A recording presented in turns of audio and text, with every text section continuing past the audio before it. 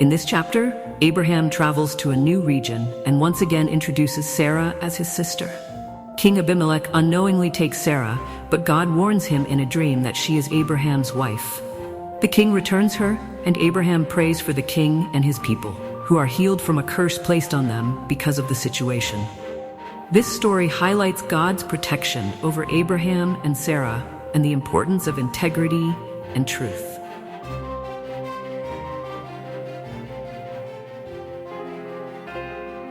Abraham traveled from there toward the southern region and stayed between Kadesh and Shur, living temporarily in Gerar. Abraham said of Sarah, his wife, "She is my sister." And Abimelech, king of Gerar, sent for Sarah and took her. But God came to Abimelech in a dream during the night and said, "You are as good as dead because the woman you have taken is married." Now, Abimelech had not come near her, so he said, "Lord, will you destroy an innocent nation? Didn't he tell me, 'She is my sister'?" And she herself said, "He is my brother."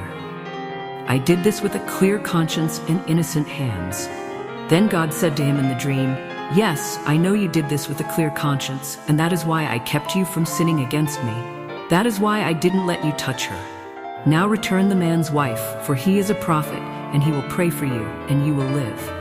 But if you do not return her, you can be sure that you and all who belong to you will die." Early the next morning, Abimelech called all his officials and told them everything that had happened, and they were very afraid. Then Abimelech called Abraham and said, "What have you done to us? How have I wronged you that you brought such great sin upon me and my kingdom? You have done things that should not be done." And Abimelech asked Abraham, "What made you do this?" Abraham replied, "I thought there is no fear of God in this place, and they will kill me because of my wife. Besides, she really is my sister, the daughter of my father but not of my mother, and she became my wife. And when God caused me to wander from my father's household, I said to her, 'This is how you can show your love to me. Everywhere we go, say of me, he is my brother.'" Then Abimelech brought sheep and cattle and male and female slaves and gave them to Abraham, and he returned Sarah his wife to him. And Abimelech said, "Look, my land is before you. Live wherever you like."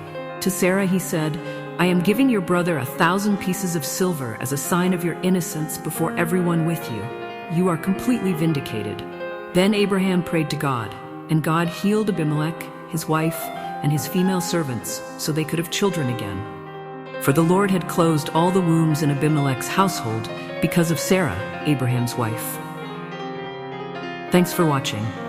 If you enjoyed this video, consider subscribing to the channel to stay updated with more chapters. You may also explore our full playlist of Genesis to follow the journey from the beginning. Stay tuned for our next chapter, Genesis 21, where we witness the fulfillment of God's promise as Sarah gives birth to Isaac, and God continues to guide Abraham and his family. Don't miss it.